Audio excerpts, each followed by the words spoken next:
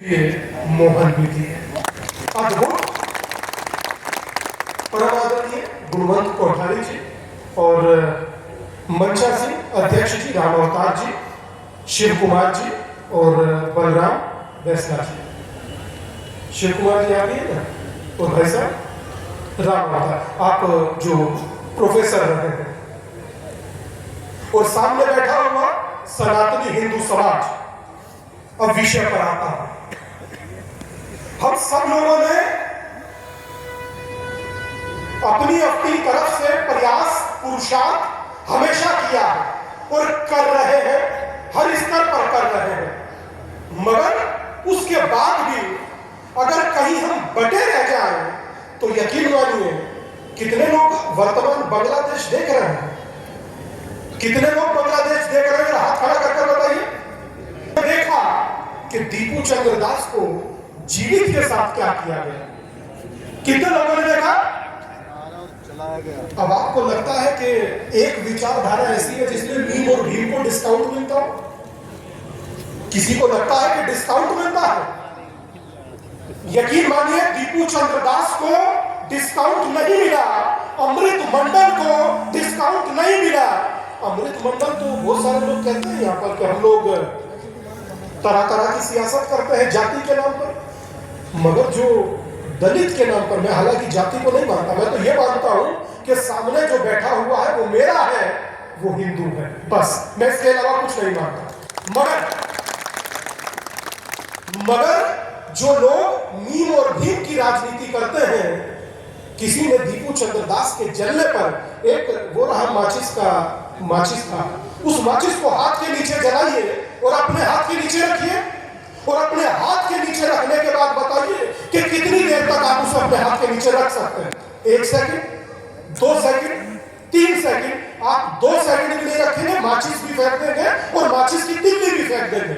अब महसूस कीजिए दीपू चंद्र दास के दर्द को। यकीन मानिए, क्या दीपू चंद्र दास किसी का बेटा नहीं था? बस दीपू चंद्र दास का कसूर इतना था कि दीपू चंद्र दास हिंदू था, और इस देश में या अब कहूं बांग्लादेश में हिंदू होना गुनाह हो गया। आप सोचिए कि जहां 24% हिंदू थे, आज वो हिंदू कहां चले गए? 7% कैसे रह गए? मैं कल परसों कैराना में था, मैंने हैरत में था देखकर, कैराना में मात्र 5% हिंदू बचे हैं।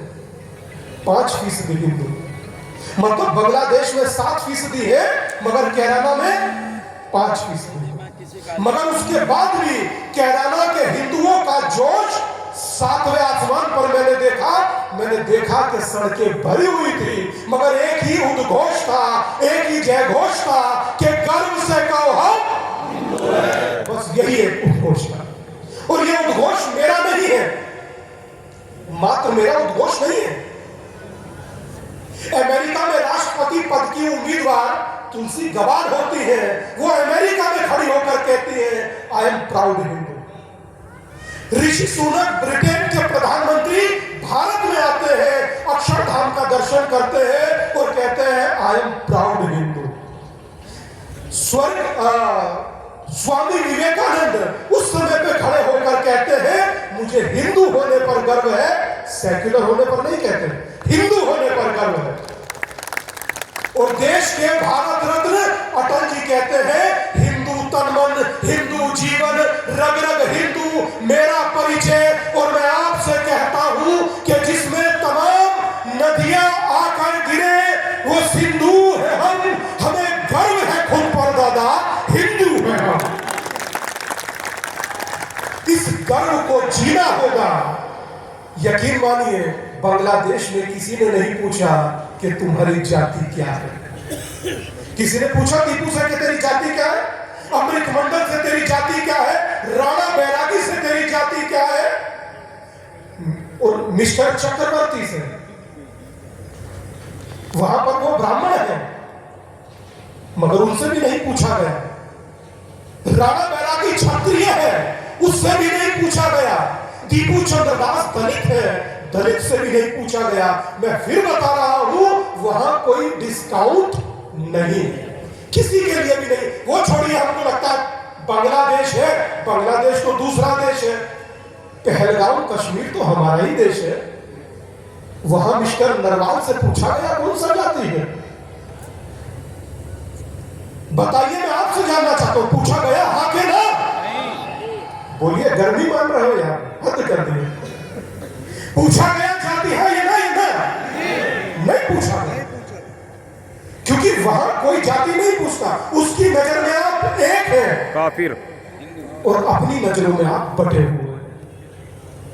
ईसाई के यहां जन्मा बच्चा ईसाई है और मुस्लिम के यहां जन्मा बच्चा मुस्लिम। मगर मेरे यहां जन्मा बच्चा त्यागी है, यादव है, जाट है, गुर्जर है, वर्मा है, शर्मा है, वाल्मीकि है, दलित है, यादव है। जिस दिन मेरे यहां जन्मा बच्चा भी हिंदू हो जाएगा, मैं उस दिन यात्रा करनी बंद कर दूंगा। मेरी आप सबसे निवेदन है, आप सब लोग बुद्धिमान लोग हैं, मूर्धन्य लोग हैं, विद्वान लोग हैं। आपको वर्तमान की परिस्थितियां, शायद हमको कितने प्रमाण चाहिए?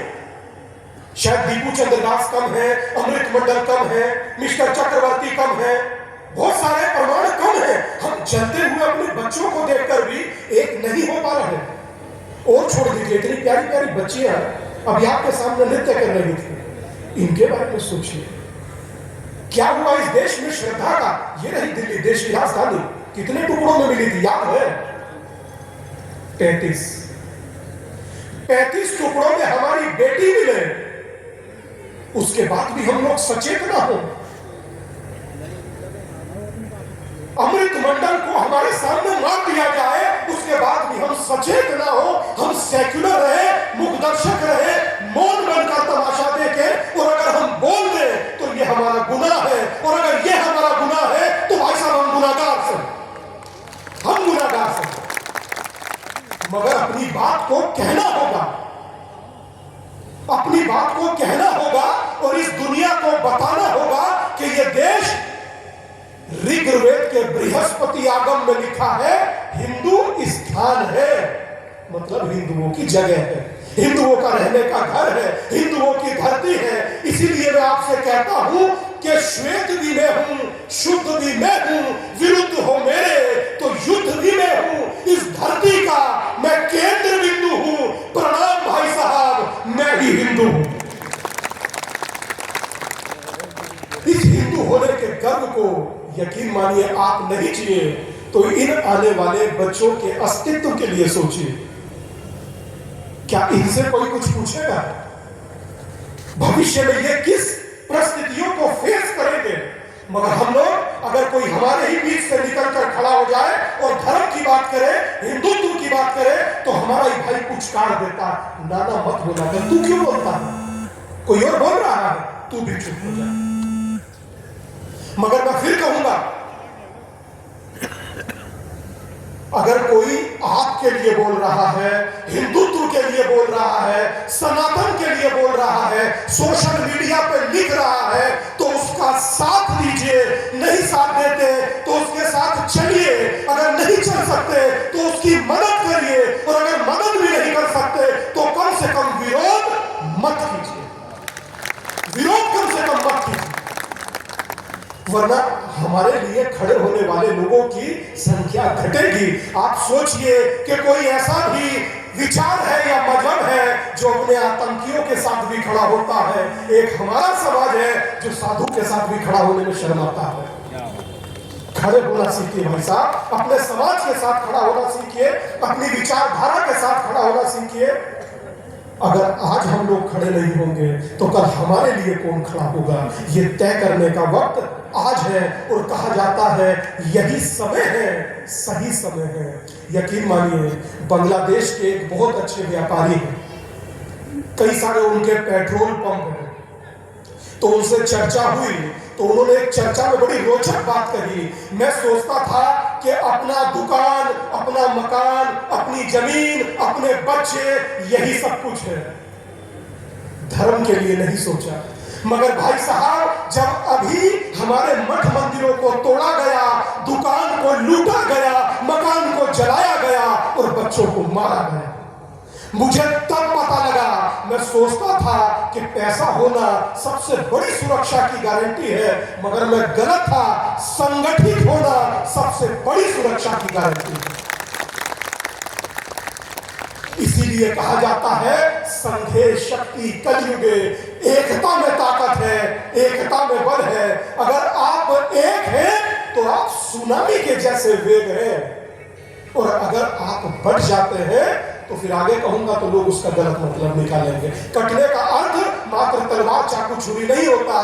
कटने का अर्थ अपनी जड़ों से, अपने परिवार से, अपने संस्कार से और अपने व्यवहार से कटना ही होता है। इसीलिए चाहता हूं कि ना तो हम बटे और ना अपने संस्कारों से कटे, और ना ही हम घटे। अगर हम घटे तो भी नुकसान है, अगर हम घटे तो भी नुकसान है।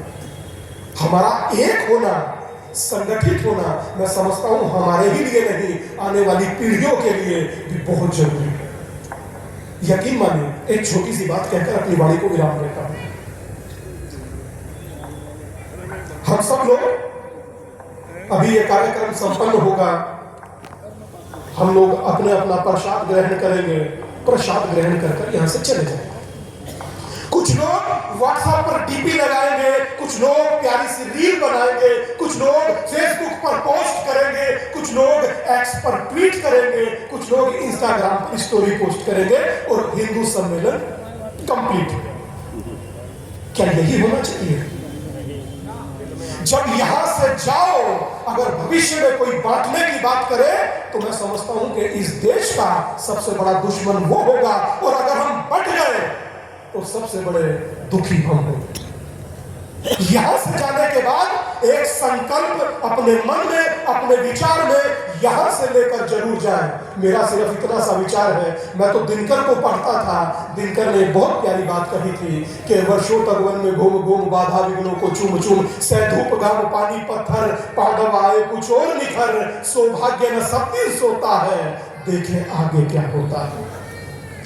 आज के बाद परमादरणीय मंच पर है, और यहाँ का समूचा समाज, लोनी का समूचा समाज, आदरणीय नंद किशोर जी यहाँ पर हैं। मैं सबसे एक प्रार्थना कर रहा हूं कि हिंदू सम्मेलन 1 महीने में समाप्त भले हो जाए, मगर आप अपने यहाँ हिंदुओं का संगठित होना, हिंदुओं का सम्मेलन पूरे जीवन बंद ना करे, मेरी इच्छा है। ये चलते रहने चाहिए, ये चलते रहने चाहिए भाई साहब। अगर जो हिंदुस्तान में हिंदू के सम्मेलन नहीं होंगे, अगर हिंदुस्तान में हिंदू की एकता का प्रत्यक्ष प्रदर्शन नहीं होगा, तो आखिर होगा कहां? हम लोग कहीं यात्रा निकालते हैं तो उस पर पत्थर पड़ जाता है। हम लोग कहीं कार्यक्रम करते हैं तो शायद उसकी परमिशन हम मिल जाती है, पहले नहीं मिलती थी। मगर वर्तमान परिस्थितियों के अनुसार हम अगर जो संगठित रहे तो यकीन मानिए इस देश में ना तो हमारी यात्राओं पर पत्थर पड़ेंगे और ना ही हमें किसी कार्यक्रम से रोका जाएगा।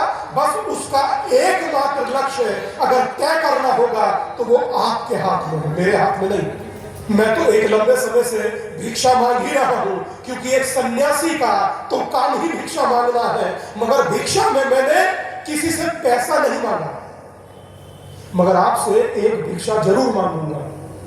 मगर यकीन मानिए, इससे चिंता मत कीजिए, पैसा वैसा नहीं मांगूंगा। ऐसा मत सोचिएगा कि पैसा वैसा मांगूंगा, मुझे पैसा नहीं चाहिए। मुझे आपसे दाल आटा चीनी चावल पैसा नहीं चाहिए। अगर मुझे दे सकते हो तो एक वचन देकर जाना कि सदा हिंदू होकर रहोगे, बस। अब मैं विश्वास करूं कि इतना वचन दोगे या नहीं, हाँ के ना? एक बार अपने अपने स्थान पर खड़े हो जाइए।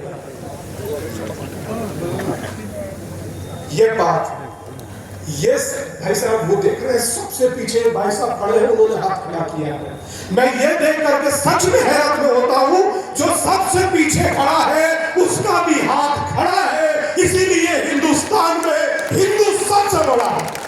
क्या बात है, आनंद आ गया भाई साहब। एक हाथ खड़ा कर लीजिए और मेरे साथ दोहराइएगा, गर्व से कहो हम हिंदू है। आवाज नहीं आ रही है, प्रसाद बिना खाए मत जाना, अगर बोलो तो सही बात।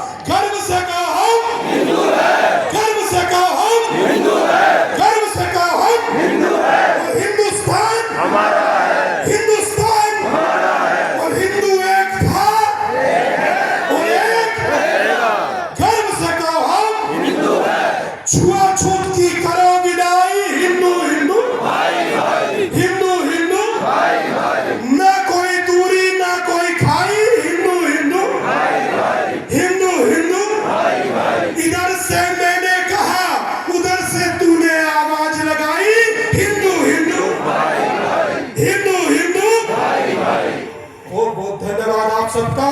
बस एक नारा लगाइए और बैठ जाइए, दोनों हाथ खड़ा कर कर ओम नमो पार्वती पते है, हर हर महादेव। जय श्री राम। स्थान ग्रहण कर लीजिए। मेरा वक्तव्य, मेरा मंतव्य एकदम क्लियर, एकदम स्पष्ट। बात सिर्फ हिंदू की सनातन एकता की, आपके संगठित होने की, अस्तित्व की रक्षा की, आने वाली पीढ़ियों की रक्षा की, और आपने मुझे उसकी भिक्षा देना आपका आभारी हूं। भारत माता की जय। वंदे मातरम। परम श्रद्धेय स्वामी जी